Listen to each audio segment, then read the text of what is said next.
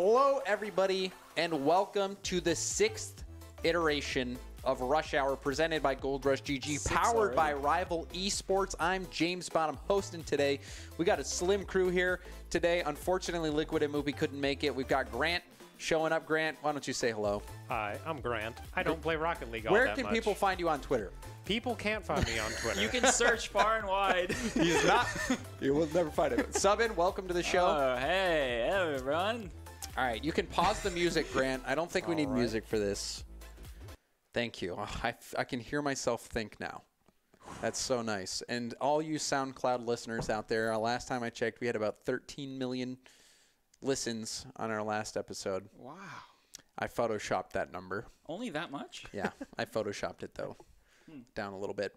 But anyway, we've got a great show lined up, and we're going to just get right into it. For sure, let's do it. Number 1. This is from Reddit. Zanejackey. Yes, it's the topic, Zanejackey. This was a question proposed by Danimal XMD from Reddit. We post a topic thread on Reddit every week where people can ask questions. This one's from Danimal. He says, kind of interested in what you guys think of Zanejackey.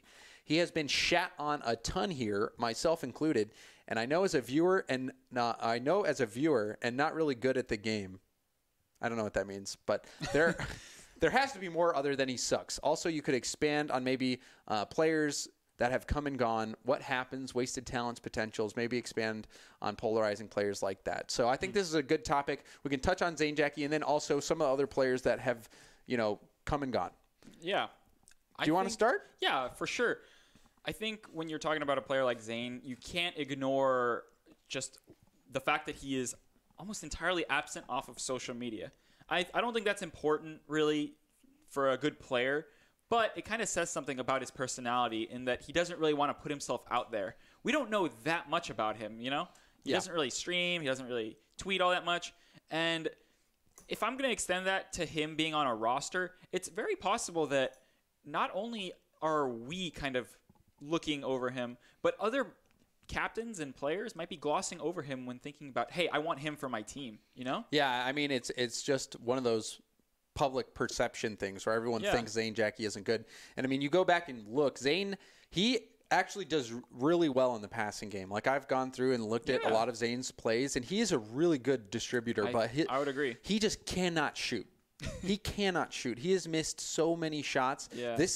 There were a few games like this series. Too, it used to be the opposite. He used to be a crazy shooter, but he's just missed a lot of opportunities this season. However, I think he did play well in those games where Ghost was able to get the win. Him and Memory combined really well and were playing really well, but he has made some plays that make you scratch your head. But the thing is about Zane is that everyone is watching him to make those plays. Yeah. And when he makes a play like that, they're like, oh, I knew he was going to make a play like that. But a lot of times players do miss shots. However, I think a lot of the scrutiny for Zane is deserved. He is not shooting at the RLCS level. There's other parts of his game that are RLCS caliber, but he is definitely not shooting like an RLCS player, at least this past season and the previous season as an aggregate. Well, maybe it's possibly linked to his teammates in a way. I'm not saying they're doing something that's making him play bad, but what if he's trying to play too much to his teammates, and being a little too selfless and thinking, oh, well, people are saying I'm bad at shooting. Maybe it's getting to his head, and maybe he's just but thinking, you my can't teammates really can do better. let that affect you. I think I certainly agree with that. Last season, a lot of people were expecting that Zanejackey was going to get dropped, and he didn't because Matt. There was a personality issue. So with the way it works with the RLCS rules, in order to keep your spot in the RLCS, you have to have 2 out of the 3 starters. So last season, Lethamyr had a lot of problems with Matt. Right. And so he wanted to drop Matt. It's a pretty interesting dynamic, too, because Zanejackey was protected in this situation from a roster move in that situation. But it could have Zanejackey could have gotten with Matt and been like, no, let's remove Leth. Oh, right. So I wonder if they even thought about that. I don't know, because Leth is such a type A personality. Yeah, exactly. So maybe there is something there.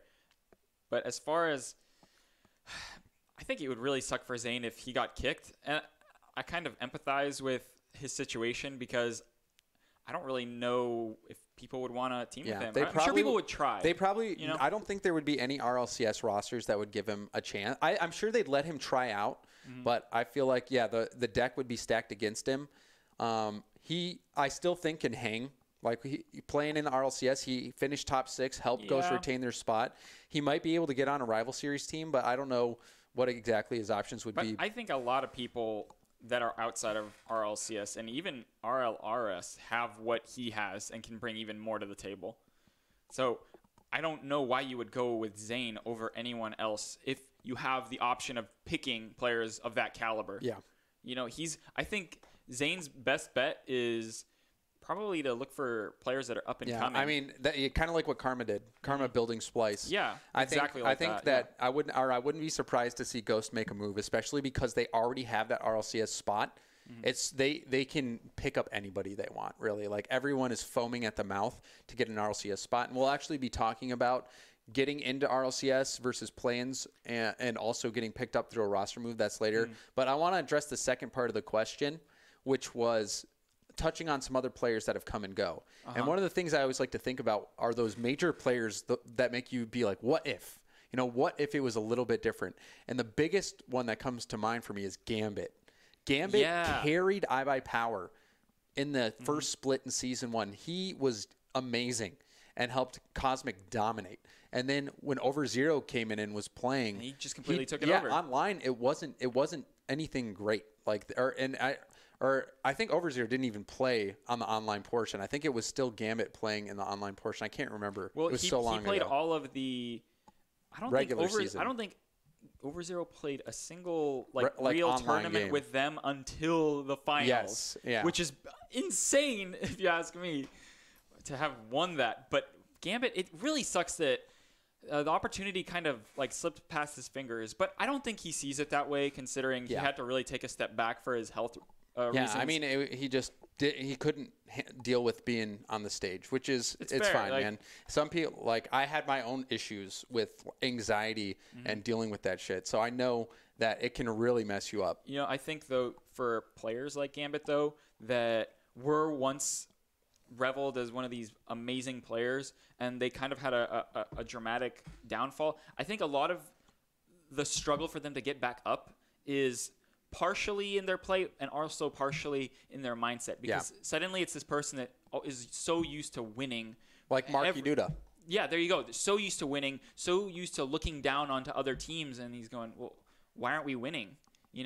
And if they have a level of overconfidence in themselves or maybe pride that, oh, I'm losing to these guys, it must be my teammates. Yeah. You kind of have to give yourself a reality check and maybe reconsider something that you're doing in your play. Because when I match into Gambit now, I feel like his play style hasn't really developed all that much since back then. But he's still really good. He's definitely not putting in the same amount of time. But some of the names I think of are like OverZero, Gambit, Marky Duda. Pluto. Definitely Pluto. And then one player who I was personally close with. Mike? Mike, but Flo.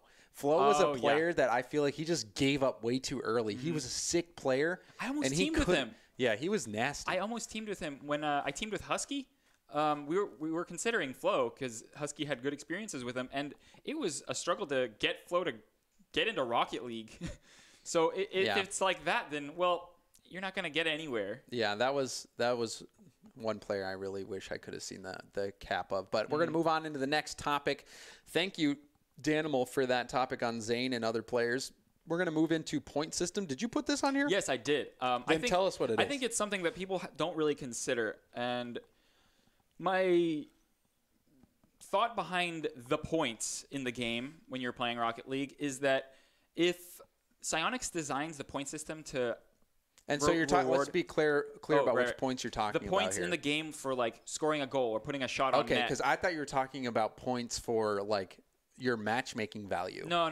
That could be a whole other topic on its own, entirely different. But I ran into this guy at a Halloween party, and he was like, "Hey, I play Rocket League, and this is the sort of thing I was thinking would be really cool to change in the game." Shout out to Mikey. Mikey. But he was explaining to me how he's just really annoyed with the fact that he plays a little bit more defensive or maybe in the midfield making passes. And he's just saying, you know what? It would be so cool if passes gave you points. So maybe a player makes a touch on the ball and it's followed up by a teammate. Maybe it doesn't score or maybe it results in a shot. But that's not rewarded in any way. And here you have people that are contesting the ball, like making pass situations happen, keeping possession, and they have zeros on the scoreboard. So I think having a balanced play style in the game doesn't really reward players. Yeah, I just don't give. I don't care Me about neither. points. No, like, me neither. But it's good to get a perspective from a newer player. That's exactly what I'm saying. And if you're in the low ranks and the game is telling you this guy, he scored everything and he's really good. Look, he's above you. Look at how many points he has. You should play like him. That's going to foster a more greedy and aggressive play style. Or on the other hand, if you're solely relying on saves to accumulate your points, I'm saying if you're a low-level player and you feel like the points do really show you the way on how to improve. You know, you're kind of following the breadcrumbs to become better. There's no place in it for people that are kind of in the middle there. It's either it's going to force you to be way too safe, way too aggressive. You know, I would almost wish that there was a just turn points off kind of thing. Oh, where you're only so looking great. at goals and assists, because I think that if players are looking towards that, it's such a flawed mentality that if they want to get points, because they don't matter. You know, it's like even your shots don't always register as shots, your saves don't register as saves. So I think that players who are new, I honestly don't even know what you get points for anymore. Like that's how little I put how little stock I put in points. Don't care, but think about this. Let's say you don't care about the points, but you've been playing a game that's almost like the full 5 minutes, maybe even you go into overtime and you look at the scoreboard. You feel like you were playing just fine. You look at the scoreboard. First place has 700 points. Second place has 600 points, and you have 100.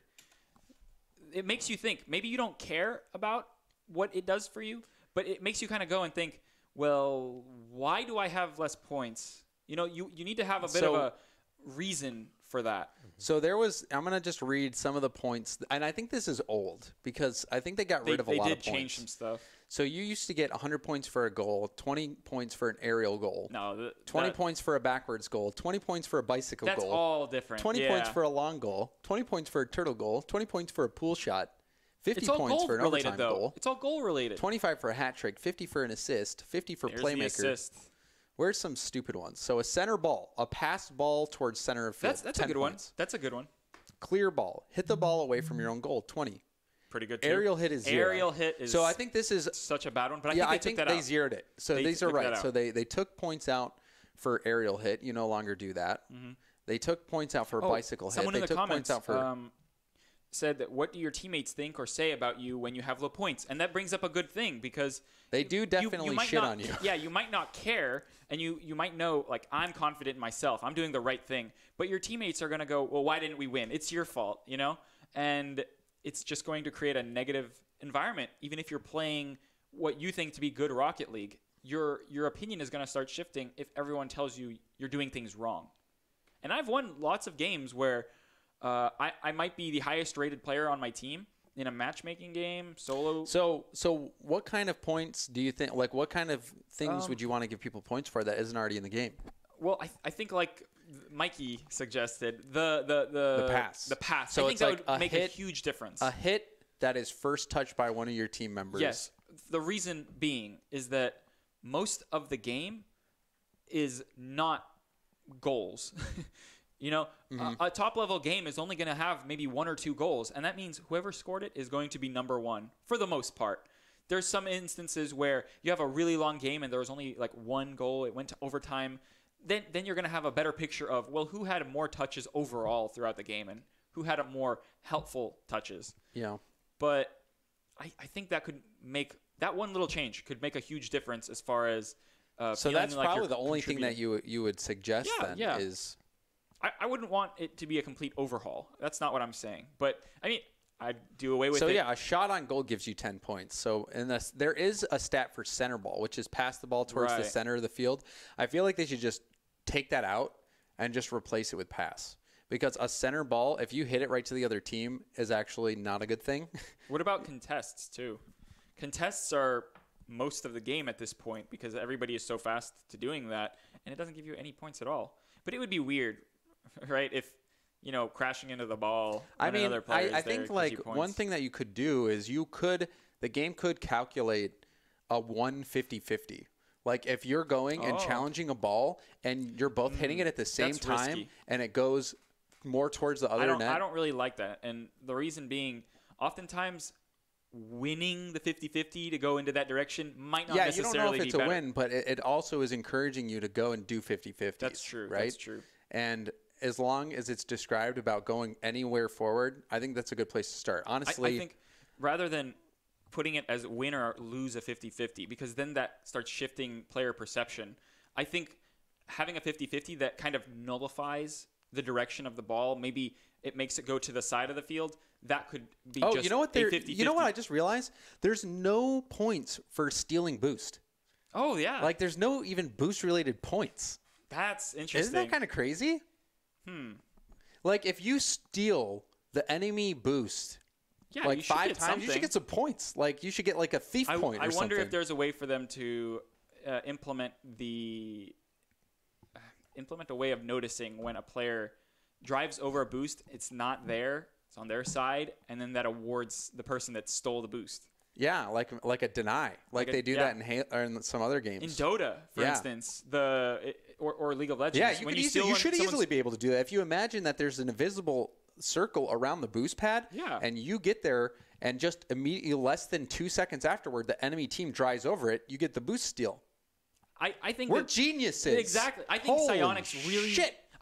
I'm sure Psyonix is aware that the points have a severe impact on player perception of the game. But all right, I'm sorry, Seven. That's fine. That actually was a better conversation than I thought it was going to be. We're moving on. Thank you, Mikey. To the next part of the conversation, TwitchCon. TwitchCon. I was not there. Yeah, I figured I'd just talk a little bit about TwitchCon. Was it good? Well, my TwitchCon, I actually didn't get to do like anything. I saw Wavepunk. I was at Broadcast Royale all weekend, which was TwitchCon was at the San Jose Convention Center, and Broadcast Royale was across the street at the Civic Theater. And so I was there the whole weekend doing Broadcast Royale stuff.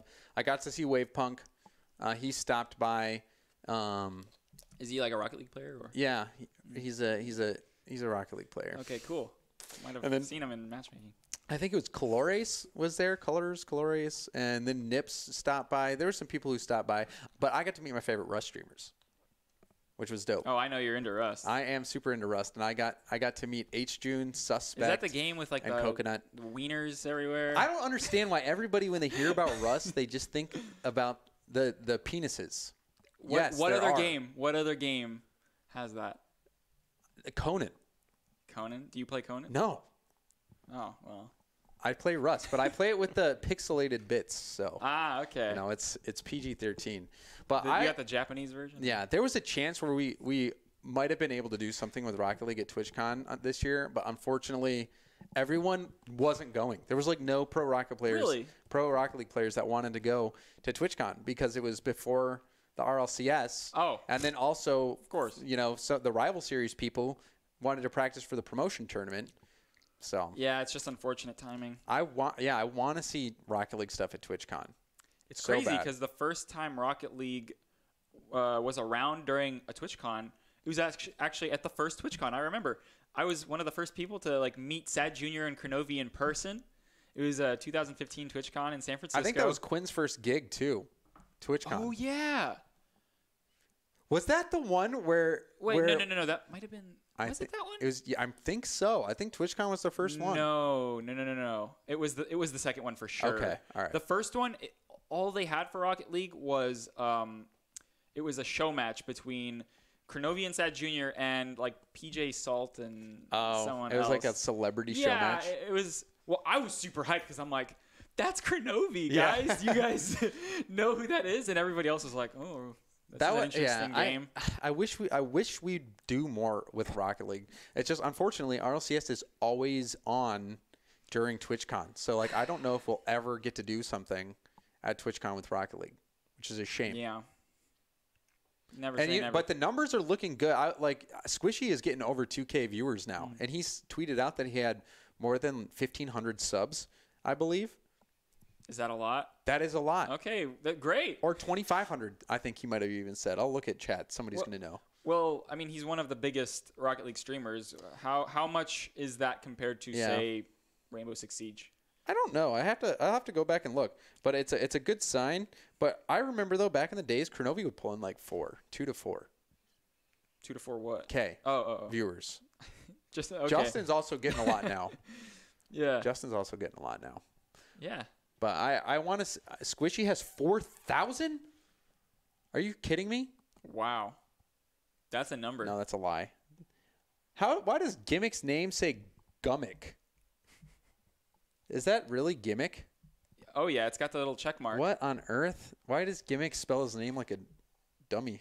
It's 2,500. Yeah, Gimmick's lying. Gimmick is just that kind of guy. I'm honestly NA not at all MVP surprised. and he's a liar. I'm not at all surprised that Gimmick has his name Gummick. Honestly, I don't even know why. Why Gimmick? Because you're a dummy. You wouldn't expect Doesn't even spell your right. His calling me a dummy. personality matches his play style perfectly, I would say. So just as unexpected. How's that possible? Because he has a horrible personality, but he plays wonderfully. What?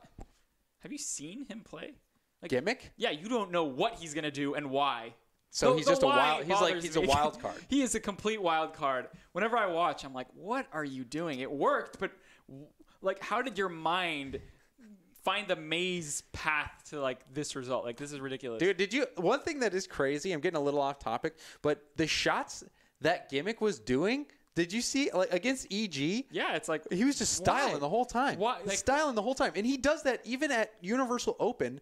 In the finals, he's still styling. He's the type of guy. His brain does not work from trying to get from point A to point B. He makes a bunch of detours. Yeah, he's just like doing whatever, man. Yeah. I couldn't believe that. I don't know how he makes that work.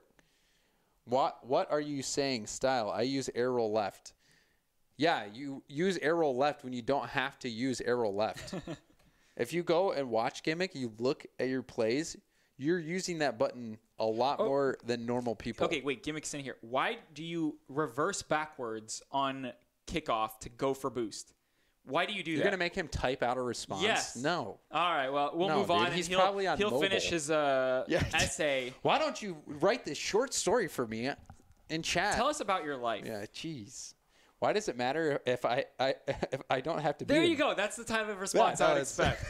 No, it doesn't matter. It's like me, if I tried to have more moving pieces, I would screw it up royally. Gimmick just says, I'm not afraid at all because I know I'll execute perfectly. Oh yeah. It's a wonderful human. For him, it's why not? All right, we're moving on into the next topic. This one was another sub-in topic. Do you want to tell us? Oh, what was it? It was making pro. Right. Pro. So it doesn't take anyone with a high level of Rocket knowledge to say, oh, there's two ways of getting into RLCS. You either get picked up or you make plans, right?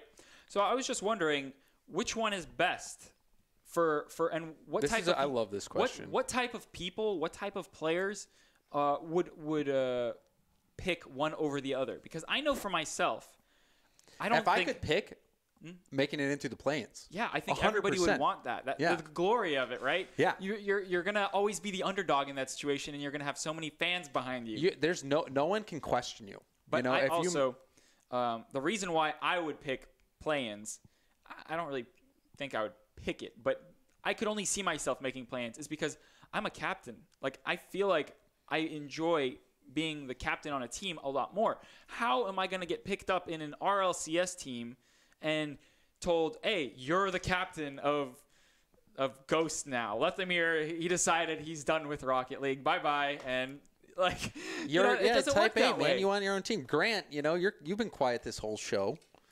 I actually wanted to chime in for a little bit with the whole point system. But oh, really? Then why don't you say anything? Well, you guys were going back and forth. You were so good at that. Dude, but I have some things that I could talk about when we get to the freestyle, though. But, okay. On the subject of making pro. Don't you have a camera that could point at you? I do have a camera. What am I doing? Look at that. We can see you. Hi. Yeah. Everyone's probably like, why isn't he saying anything? On the subject of making pro, I definitely agree that you get like a lot of glory with making a play-in rather than being picked up from a team.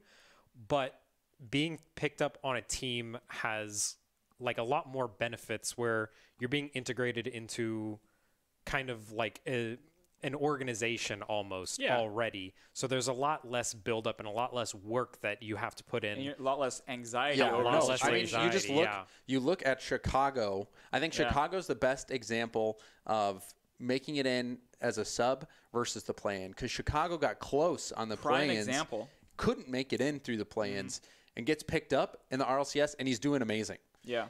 But then you look at FlyQuest, and FlyQuest was a team that had us thinking they had a legitimate shot at making the world championship on their first season after making it in. So I think, and now Splice finishing top 2. Splice is a team that so many people are watching and looking at, and now they have a chance to make it in through the play-in. But you know, and then the question is, if they don't make it, do you think Karma would ever be the type of person to go in through a roster move? Because she strikes me to be very similar to you, where she wants to be calling the shots of a team and leading a team. That's why that is exactly how it was when we teamed. You know, there was a bit of conflict there as far as who's really the captain. You know what I mean? And someone like me or Karma most likely would have some sort of interpersonal conflict. I can't see myself teaming with Lethamyr. Not really like anything against the guy personally, but I just know that our personalities would not mesh. I would have an idea for what I'm looking for. He would have an idea, and the arguing never is going to stop, you know? And at some point, someone has to see the other person's side of things. So. Absolutely. I think making it in through the play-ins is if you do it that way, no one's really going to be able to question you. Like Fnatic, they crushed it and they made it in, and then obviously they didn't do great this last season. Another thing, I think that if you make it through play-ins as a captain, I think you're going to last a long time in the system. Because if you're the captain, you are switching out people that you're captaining, right? Perfect example of that, Pashy, Fireburner. Like Fireburner has had his dips. Yeah, maybe. I think Fireburner's always been pretty solid. To me, the person where I think that it has helped the most is definitely a Pashy. Yeah, I would agree. I'm trying to think of somebody else. Lethamyr, maybe. Yes. Lethamyr, I think it's helped him. Let me see some and it makes you scratch your head a little bit too, because a lot, for instance. Yeah. He's actually gone through a lot of roster changes now that I think about it. But being that top tier captain means that people are going to flock to you. Actually, I remember Quinn very early on when Edwin kind of stopped playing. I remember Quinn telling me, like, yeah, there's these players that are really good and they're asking me to team, you know, because they're looking for guidance. Yeah. You know, you need a leader. And Quinn was a great leader. for Double Yeah, Tap. I think it tends to be the players that are a little bit more. They've got things a little figured out. It's generally the older players too. Like, I mean, exactly. They got people with a little more life experience. I mean, you look at Lethamyr and Memory. A lot of the pros say they're almost the same, identical person. Except, really? Yeah, that's what I've heard. Wow, is that Memory and Lethamyr are very similar personalities. They're very, very similar. They're both have the engineering mindset, the I'm better than everybody mindset, you know. Memory. Yeah, that's what I heard. That's what I heard. My personal experience is that they're just great guys.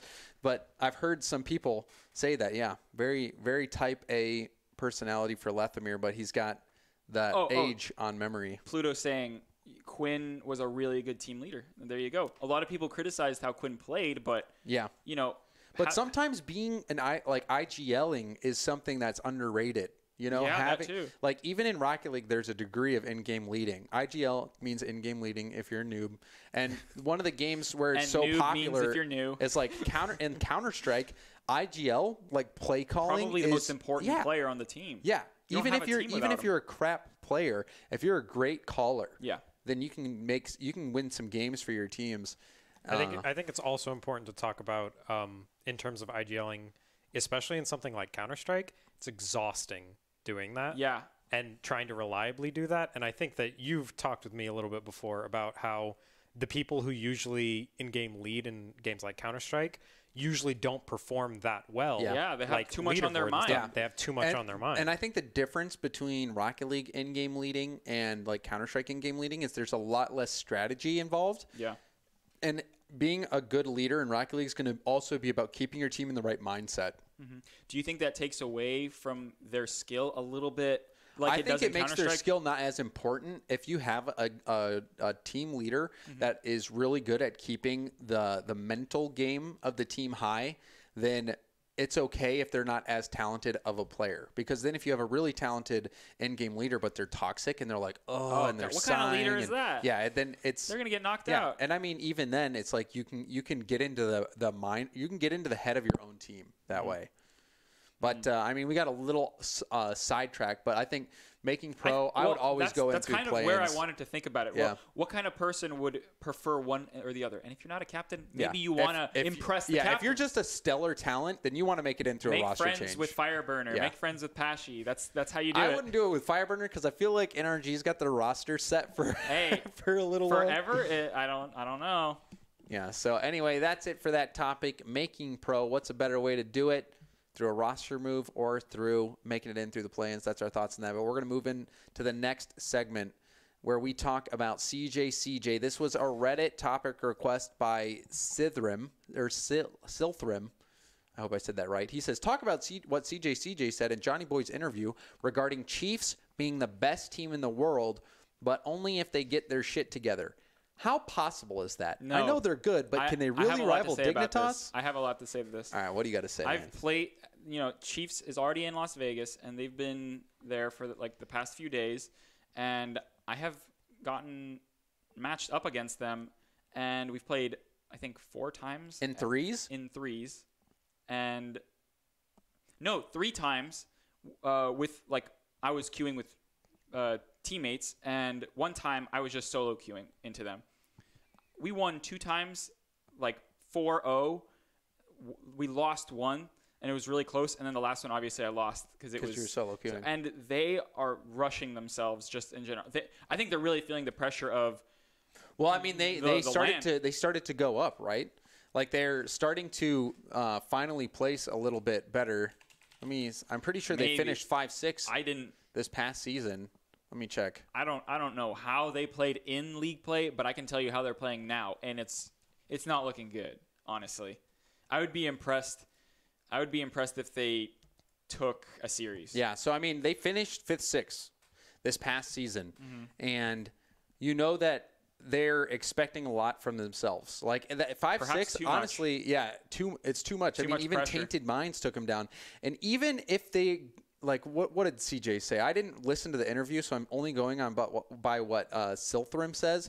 He says they're the best team in the world, but only if they get their shit together. I feel like you could say that about any team. That's any team. I actually have a similar story about Mocket back when it was Mystic, K-Dop, and why am I blanking on the third? So on Mocket, Mystic, K-Dop, and it wasn't Fairy Peak. Was it Fairy Peak? It was Fairy Peak. It was Fairy Peak.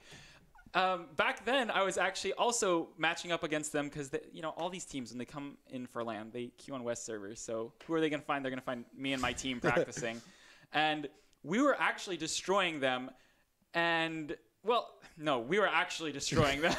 It was ridiculous. It was kind of like versus Chiefs. And then they come into LAN and they get second place. Even in the that season, even in scrims, backstage, they were getting thumped. Everybody was thumping them, but on stage, they were just killing it. I don't know. Maybe it's the K-Dop effect. I think it was the Mystic effect too, because Mystic was nuts. Fairy Peak, honestly, they were all crazy. I was just so confused when we were playing against them because I'm like, surely they're better than this, I think it's just when you're playing online, you're not as nervous, right? It's just a different setting. Mystic did tell me, or no, it was I think Fairy Peak that told me that boot camping before a LAN isn't really about getting your act together. It's about getting used to playing with your teammates, in a local environment. Yeah. Getting to know your teammates a little bit better, becoming a little bit more, building that camaraderie. So when you are in a really stressful situation, you're not going to turn on each other when it counts or when it matters more than anything. Maybe they don't really care that much about how the games are actually going. They're just trying to get comfortable. Yeah, so much of the LAN stage it's about mentality, man. It's about keeping your cool. and playing well when the pressure's on. And everybody had, like, in their mind, they're always like, everybody knows that it doesn't matter how you're doing in scrims.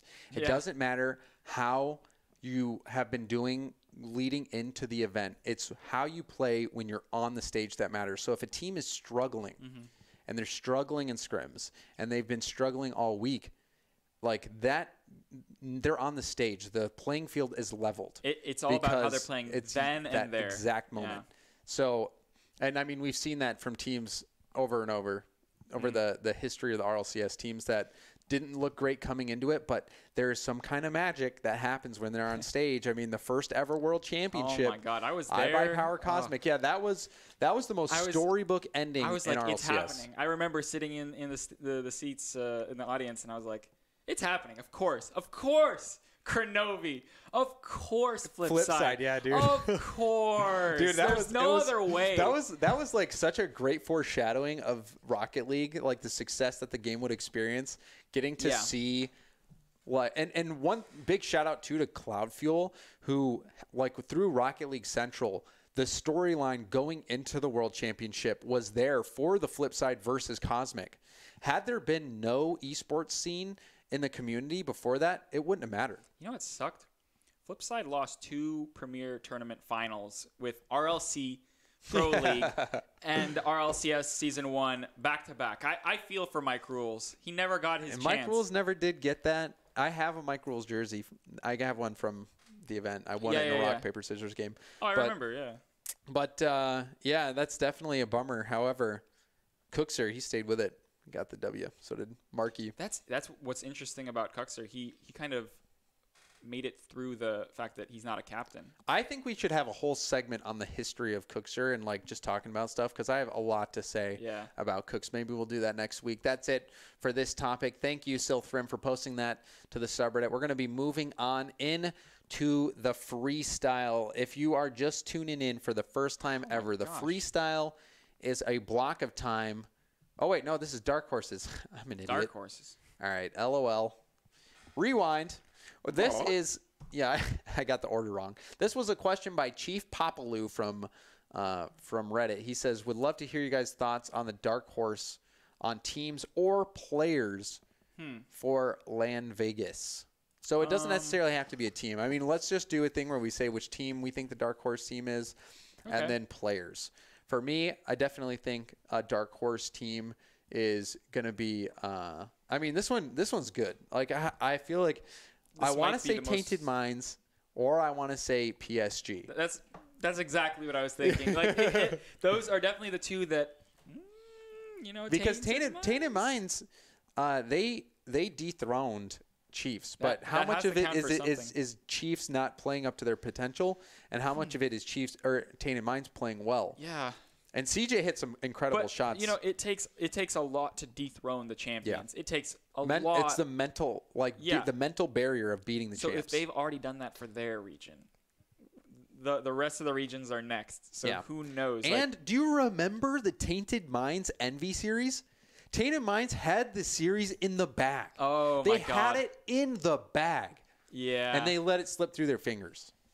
Like, they were so close to knocking out Envy. Was it the same players? Like, who did they switch out? It was different players. So it was the Tainted Minds from the previous season was Kami. Express, right? And Shady? No, it was Kami, CJ, and then who was that third for Tainted Minds? Right now they're CJ, Express, and Shady. Yeah, so it's different. It's two different guys. In the past, it was Kami and Jules was the guy. Yeah, Jules, because Jules was coming in. Well, so then this is a completely different roster, I would say. Yeah. It's really, there's no point in looking back at previous seasons at all. They're different. Yeah. It's like looking at Chiefs and going, oh, that's the old Tainted Minds because they have Kami. Yeah, this one's more like, wasn't Express and Shady, they were on Jam. So this is more of a Jam team than it is Tainted Minds, old school Jam. But, we haven't really seen these guys. So they're going to be RLCS World Championship debuts for those guys. So Shady and Express, I can't wait to see those guys play. But then also the other Dark Horse team that I had mentioned is PSG. Yeah. PSG, they were playing horribly. Like, they were really bad. but then they were able to turn it around. Yeah. They got their shit together. Yeah, Fruity said it was because of Farah's captaining, Farah's leading, that allowed them to turn that ship around. And also, Fruity started to play really, really well in that series. And even the Vitality series, that was probably one of the most hyped. I think that was the most hyped series that I'd casted this season. Time. Yeah, it was probably my favorite series. I would have to agree with PSG being the dark horse overall, though. I don't know how far Tainted Minds can get, but PSG is definitely a team I can see making like top 4. Yeah. So they certainly could do it if they're on fire, but that's why LAN is. I'm really excited for this LAN. Competition. I'm really this excited. has to be the most competitive LAN I've seen. Honestly, it's got everything, everything, and I wouldn't. Besides Dignitas being the standout best team this season, I can't see anyone else that is significantly better. I mean, than the rest. even last season was really good. This is almost, and this is only better. Yeah, this one. Yeah, this is going to be a good one. I'm really excited. I think. And then I guess talking about any players, like we have players who are coming. Are there any players that you think have the potential to pop off? Okay, so by dark horse. Dark horse is and yeah, I guess if people are watching, they don't know what a dark horse is. A dark horse is a player that has the potential to win something, but you're not expecting them to do that. Underrated. Yeah. Okay, so like saying that, oh, well, so it's Garrett could be the dark horse for the MVP. Because we're expecting a lot from Garrett, there's no way he can be the dark horse. Okay. So, like, for instance, iGnite. I honestly expect great things from iGnite. Oh, really? He's well, like, I think, but who are you comparing to? Like, it's so hard to say. So, for instance, my dark horse, I think, would be like a Fruity. Like, I think Fruity is going to be a dark horse. There's not that many new players to pick from as far as... But it could even just be someone who will come in and overperform according to people's expectations. iGnite. I think he has so much to show. I respect him too much to consider him a dark horse. Okay, well... That's what I'm saying. I think this is his first LAN. I would consider him an underdog. It's not his first LAN. Or not like LAN, but first RLCS championship. It's not. It's not? He was there last season. I'm blanking on. Are you serious? Yeah. He was there last season. With who? With Envy. Oh my God. He played with Devo? Yeah, Devo was on the team. Oh my God, dude. All right, bro. You need to take a chill pill. iGnite is. Wow. He's too good. He's too good. Lol. Torments in chat. Espion Chicago guys. Oh, well, my bad on that. No problem. That's all right. You're forgiven. You have that one mistake that you can make. Thank you. I think also Yukio. Yukio could be a dark horse. Yeah, he even could be. Mystic. I think those guys could be. I want to see Flipside come out. Okay, so and Mystic is a dark horse, but Flipside could also be a dark horse as a team. Okay, then. You're saying Mystic could be a dark horse, but not iGnite. Because iGnite, I think more people would expect great things out of iGnite than Mystic at this point. But we're going to move in to the final segment of the day. We can talk more about it in the freestyle. Sure. The freestyle is anything we want to talk about. So we'll just continue that conversation about Mystic, I guess. Why don't I think iGnite, he was a prolific scorer last season. Oh, we're in people the freestyle? know. Yeah, we're in the freestyle. Okay. And he, I think Mystic was in his prime in the past, but now a lot of people think his stock has fallen a little bit. But this season, Flipside picked it up in the end. We're able to finish top 2, but I still think people are underestimating Flipside. And because of the underestimation, if they come out and go crazy like he did before, that would be the definition of dark horse. Would you rate Weedem Girls higher than Flipside as far as, what people think of them? Would you? Yes. I would say more people expect better things out of Weedem Girls than Flipside. I was thinking of them as I would say a little bit more, equal there. I think it's close, but I still think people would expect Weedem Girls to be the second best team out of Europe. For sure. Like 100%. It is close, but I see your point then. Definitely. So I've got some other topics that we can kind of talk about anything. We could even go to the Twitch chat. Can I actually interject real quick? Yeah. So back to the whole point system. All right, we're bringing it back. I had wanted the point specialist. Yeah, I had wanted to talk when this whole thing was going on because I think that you guys have a very professional perspective. But for those of you in chat who don't know, I'm not a professional.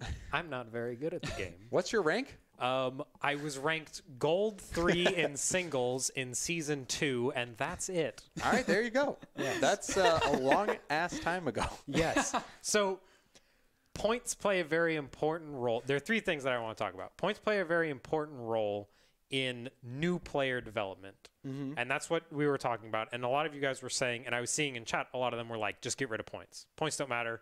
Take them out. Points play a really important role because not only do they give you a numerical feedback of what you're doing, like imagine Counter-Strike without showing how many kills, assists, and deaths you have. Holding down tab, you're just like, I don't know what I'm. I've seen like goals is our kills. Goals could be your kills, but one of the things that I think is bad about the system is I think that the point system isn't prioritizing things that are important for new players. But what I don't want to see happen, and one of the solutions for this whole thing is just make it so that it's an option. You can turn off points and you don't have to see points anymore. But a problem with that is it can influence new players who are like, oh, I'm watching my favorite streamer and they don't have points on. That's just like a distraction. So I'm going to not put points on. And that can affect their development as a player. I almost think that's a good thing. I think the best way to learn in a game is to watch players who are good at it. I agree. As you're playing. And like, I hear what you're saying. And I do remember back in the day, like when I was really new, like getting an aerial hit, I'm like, oh, I got an aerial hit. I get points. The points kind of tell you like, you're doing good. But how, like it's, I like that you have that opinion, but what would you change? That's what I'm saying is what can you change to actually incentivize There has to be a different prioritization on. Tell me the thing that would give you points. Less points for goals, less points for making saves, which, I mean, that's the only thing we really get points for. I'm fine with saves, but goals should be the king. Goals are what you want. You get points for goals. Reward people for the goals. I think the only suggestion I can really have, besides like the boost idea, where if you're stealing boost, like that's a good thing to have, or even like a negative points where if you are like full, like almost full boost and your teammate has none, like you could get a negative points thing maybe. But but what else could you change other than passing? I just really don't think. I think that's enough of a change. You think that's because enough? right now, I think there's another big change that you can make, which would be more impactful, which is raising the amount of points that other things give you. So things like clearing the ball, or maybe not necessarily getting an aerial, but all of those other things that you can get points for, raising those so they're a little bit more valuable, and especially raise the ones that incentivize team play. So if passing was added, things like passing or assists. Hold on, I have to tell Chrome. Chrome says boost is neutral on the field. No one owes boost. Yes, I know that, Chrome, but if you're in the enemy team's half and you pick up a boost when the enemy player has no boost, it could be considered a boost steal. Why is it called boost stealing otherwise? Yeah. But I just want to say that Coach Chrome, get out of here. Get out of here. At the moment, there is little to no way to get points unless you have something directly to do with the goaling. Right. The goaling. The goaling. Scoring the goals or saving the goals. Most of the game is played in the midfield and won or lost in the midfield, I would say. And Chrome, we didn't say that the boost only could be a boost steal if it's in the enemy team's corner. We were using that as an example. So if you're doing it, if you're getting to the boost before anybody, and Subin bragged about beating teams in ranked. Opinion doesn't. I don't even know what he's bringing up here. No, I'm saying at the moment, if you were to only make touches in the midfield, you would have 0 points at the end of the game. Yeah, that's I think passing could definitely use points, and it's something that's important. But the point I was trying to make is, other than the passing, what else could you even do? I wouldn't really know if you need more than that, because most of our touches are in the midfield. So although it might not seem like getting points for passing to your teammate is that important, but every game we're getting like 10 passes to our teammate for every 1 goal. That's going to be like, let's say you get 10 or maybe even 20 points for every pass. That's already like 200 points. Yeah. That's like 2 goals. So I think that if we can only come up with one idea though, then I don't think points is that broken. I think passing is a good thing to add in for sure.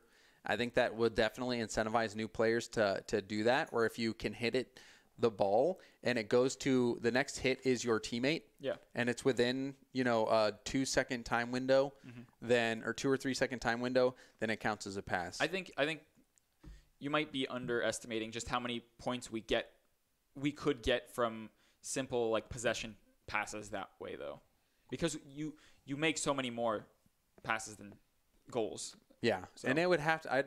It would be interesting. I think it would be fun to be able to experiment with points through like the workshop, or be able to like, it would be fun to experiment with that in the workshop.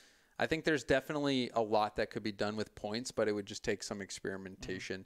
I've got some other topics that were posted in our Reddit thread that we can choose to discuss or not. There's one post by Danny Applesauce. He says, I'd like to see you guys discuss which teams are most likely to walk away from LAN and make a roster change for the next season. And then Banana Meat also says, what are some unique personality qualities you notice from K-Dot, VP, and Turbo that contribute to them playing at an unheard of level? And then Indo Boss says, don't know if this is a good idea, but maybe talk about the rivalry between Mets and Aris and Cloud9, since Mets always beats Cloud9 at LAN. So I don't know if you want to talk about any one of those things. I like what was it, the personality one? The Banana Meat question? What are some And Karma also said if you make a pass that goes into another pass, it should be counted as an assist. Or like, I agree. It's like the hockey way of doing assist, right? Because hockey, 2 players can get an assist. Oh.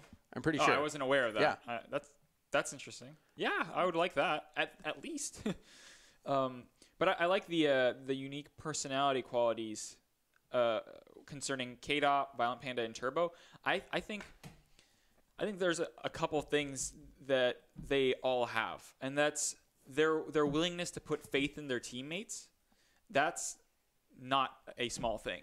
That is actually huge. If you can fully trust your teammates. Example being, sometimes they make passes that just if you had 2 players that were not, in sync with each other, it would be a pass to the other team and an instant goal. There is so much faith in the other. How much do you think Dignitas centers a ball when they actually see a teammate there versus they center a ball because they know a teammate will be there? Well, it's not like I have their comms to judge by, but I'm just wondering because like I've seen play, and it happens all the time where someone will center it and no one's there. Yeah. But Dignitas always seems to be there. Do you think they even look, or they're just comms are so good and the faith is always there? Well, I don't think the comms or the pass will happen if they don't have faith. Even if someone calls, I'm mid. If time and time again they are not there mid, how you expected, you're going to start losing faith in that player, and you're going to go, well, they called mid, but like, are they mid really? And then you're going to try and do a solo play or something to going for the air dribble. Exactly. If I have an opportunity to go for an air dribble, I'm going to go for it 100% of the time. At the same time, if you go for that air dribble because you think, I think this is the better option, the teammate that was waiting mid should be okay with that and have faith in his teammate to say, oh, well, he must have seen me, but he saw a better opportunity in getting an air dribble in. So just trusting each other more than just they're just so good at the trust is there because their positioning is always so good and the passes are always on point. Like the amount of times I've seen Violent Panda be in the corner and get a ball out into the middle for one of his teammates from the enemy corner, and it's like you can set your watch by it. It's going to happen every game. But it's also important to not lose faith in your teammate when things don't go right. Because if let's say you pass to someone in the middle, right, and they try and score it and they whiff, you got to make that same pass the next time if that's what it takes. It doesn't matter if they messed up. Keep passing to that teammate. If they start thinking that their teammates just aren't up to par for the way they want to play, that's where everything falls apart. And the other thing I think that's extremely important and that they all have is their skill in maintaining composure. When you watch them play, they're not super hyped, but they're also never really, they don't look stressed. They don't look nervous. They don't look like they're panicking on defense. They don't look like they're panicking on offense. They have more finals experience than anybody. It's just like another day. Like cold-blooded murderers. It's just another day playing matchmaking or something. It doesn't really matter all that much to them. Apparently, K-Dop's getting jacked too. Oh, yeah? That's I don't know if this is true or not. I saw a picture on Discord, and K-Dop was looking like he had biceps the size of a game pumpkin, of body man. and mind. Yeah. So. And then I don't know if you want to talk about this at all, but Danny Applesauce said, and I like this question. He says, I'd like to see you guys discuss which teams are most likely to walk away from LAN and make a roster change next season. Roster change. And the reasoning for your opinion. So out of the LAN teams, I think that there are a few teams that are eligible to potentially make a move. I'm looking from the top down, so I don't think Dignitas would. I don't think NRG would. I'll hop to, I think that... G2? No. I don't think G2. I wouldn't be surprised if they stay the same for a long time. I think a team that might potentially make a change would be like an EG. Okay. Because possible. Like for sure. I think that Chicago's undeniably a great player. Mm-hmm. And then if for Classics and Corrupted G, Classics has a history of getting kicked off teams that play well and make it to the World Championship. Is he the captain though now? I don't think being a captain matters. I think it does. I don't think it does. When has a captain been kicked? I don't know. I haven't thought of it, but if anybody in chat can I feel like if anything is going to happen, it would be Classics because it's happened before Classics, already. have you been kicked off when you were captain, though? I've been kicked off of one team, James Boot. I guess that's right. I mean, it was Ghost. It was very notable, though, because you guys made LAN and played very well. So, I think that is just the one person I think of might make a change, and I think that's not as super likely. I think most teams that make it to the World Championship aren't going to really make changes. I honestly, yeah, I don't. And then I guess maybe PSG, because PSG struggled a little bit in the regular season. So maybe they would want to make a change. Perhaps, but I can only see that happening. No, I can't see it happening this season because they're technically such a fresh team. They basically started teaming a month ago, like a month and a half ago. I want to be clear, Classics. I'm not saying that you should. I'm not talking any crap. I'm just saying I'm speculating here.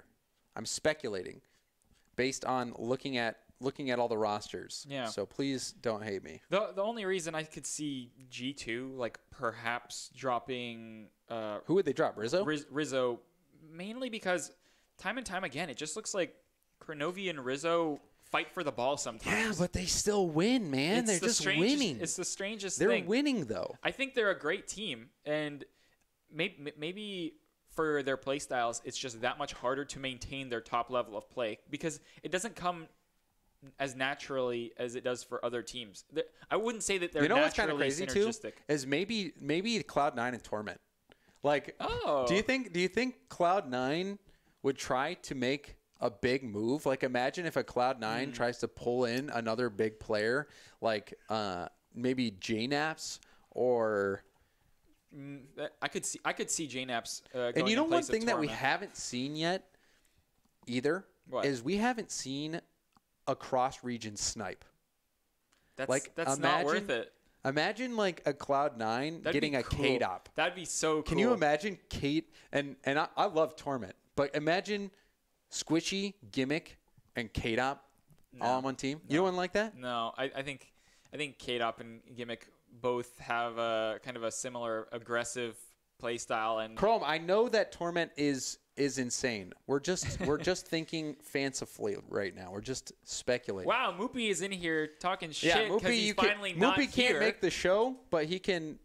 All right, see you later, Moopy. Oh, wrecked. Yeah, if you can't make the show, then you can't be in the chat. The only real change in the only real change I can see is maybe JNaps for Torment. But I think there's so much to be said for just how much synergy gets developed on a roster over time. I think switching JNaps in for Torment might have terrible results. For sure. I think it's just fun to think about some things that we've never really put much, or we haven't ever seen happen. But that's going to be it for the show. The freestyle. We'll end it on that note. We'll stop making ourselves look dumb. That went very quick. We're going to be, I know, that was fast. I feel like it went really fast. I thought we still had like another 20 minutes. I know. We didn't get a chance to redeem ourselves. But that's going to be it for the show. Sub in, Grant, thank you guys for coming out. Is there anything you want to shout out before we? No, I'm good. All right, Grant. Wait, what about cue your music. Twitter? Yeah, at Subway Eaton, guys. This was a fun one. I'm James Bond. I've been your host today.